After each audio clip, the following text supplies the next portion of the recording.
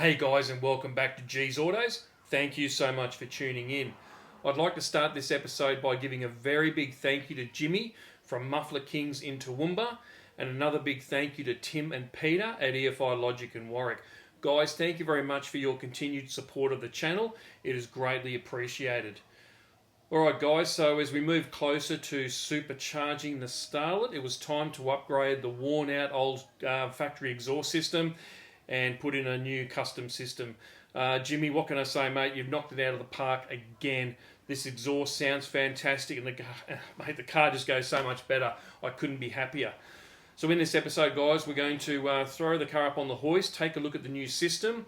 We'll do a few runs up and down the road to give you an idea of what the exhaust sounds like, and then we'll put it on the dyno and see what difference it's made by having the new exhaust. I'm very, very happy with the result. Anyway, guys, enough out of me. I hope you like this episode. Give it a big thumbs up if you do. Please subscribe to the channel if you'd like to see more content on the Starlet. Anyway, guys, enough out of me, and I'll see you on the next one. Alright, guys, so we'll start with the exhaust manifold, which is, obviously you can see the factory one was removed. It's been replaced with a set of Hurricane headers. Now, they have been ceramic coated in the same material that's been put onto the rocker cover. Now, the headers were test fitted beforehand at EFI Logic. They were trimmed up and had the exhaust flange welded onto it. So what we're going to do now, we're going to put the car up on the lift, and we're going to take a look at the exhaust system from underneath. So as you can see, there's enough room, well, there's a good amount of room between the headers and the radiator. So I haven't quite decided yet where the supercharger is going to be mounted. As you can see, we've got plenty of bolt holes to work from here for mounting a bracket, as well as where the pulley is mounted to. So that's something we'll decide on over the coming weeks, just to figure out where we're going to mount it, how we're going to mount it. But anyway, guys, let's take a look at the exhaust underneath. Alright, so here's a look from underneath. Over this side you'll see the Haltech O2 sensor. That's just plumbed into the standard hole that's already there on the extractors. So a flex joint has been put in there, mounted there, and then two resonators. Oh, sorry, the first one there's the cat. I think that's a 100 cell cat, high flow cat there. And then we've got first resonator there. Now, off those extractors, I think that's a 2-inch pipe, and then we've gone into a 2 1/4 inch pipe all the way through.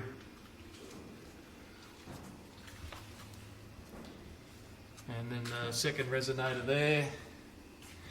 And then they've just tucked that up over the top of the rear axle. So there's a join there, so if we do want to put it around the track or down the quarter mile, we can actually take this section off and set up a different section suited to that, make a bit more noise or whatever, and just bolt it straight on. And then at the back here we've got a Lukey high flow exhaust and a stainless steel tailpipe, which when Jimmy put it on at the exhaust shop, he set it up so that follows the contour of the bumper line, just to make everything nice and neat. So look, I'm really happy with the exhaust. It come up fantastic. Jimmy always does a great job with my exhaust systems, and so what we'll do, we'll have a listen to it. It's definitely made an improvement on the car when you're driving it. You can feel it. So this just now needs to be retuned to suit the exhaust, and having the Haltech EFI, the Haltech computer in there now just makes that so much easier. Alright, so what we'll do now, we'll lower it down, start her up, and give you guys a listen. Now before we lower it down, I just thought I'd show you this side. So there's just a nice bracket there that's been made to mount that securely to the floor of the car. And the other thing, on that catalytic converter, there is another hole there if you do want to run another O2 sensor.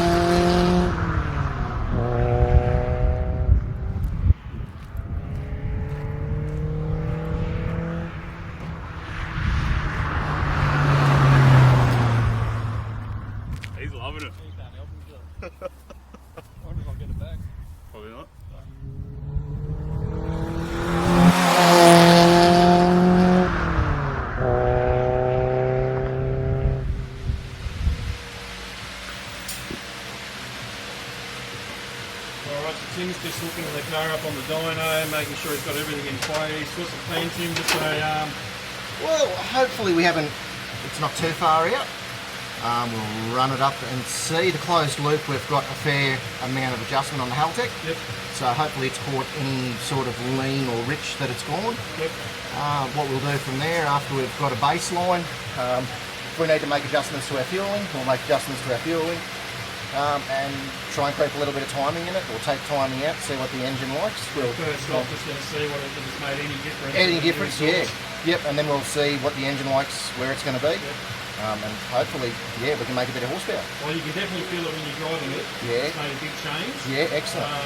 Revs a lot harder, a lot easier. Yes. So it'll be interesting to see if that actually reflects in actual... Yeah, that's it. I mean, yeah, the bum dyno doesn't normally lie, but sometimes you can get tricked by intake and exhaust noise too, thinking it goes a lot better. But it couldn't be hard to be better than the previous exhaust. Yeah, definitely. Yep. All right. Let's run it up. Do it.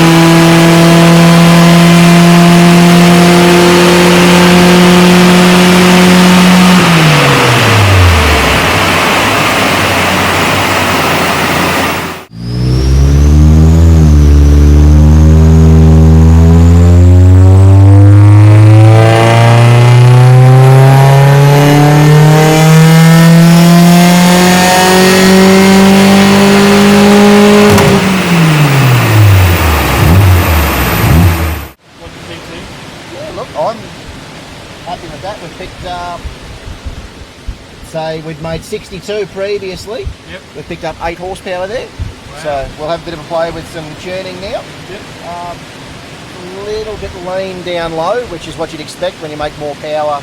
You use the fuel that's there. Yep. The closed loop caught it, and it's a little lean up top. But again, the closed loop's caught it, so it's done its job perfectly. Okay. So mate, I'm happy. Let's have a bit of a play with tune. Right, no worries.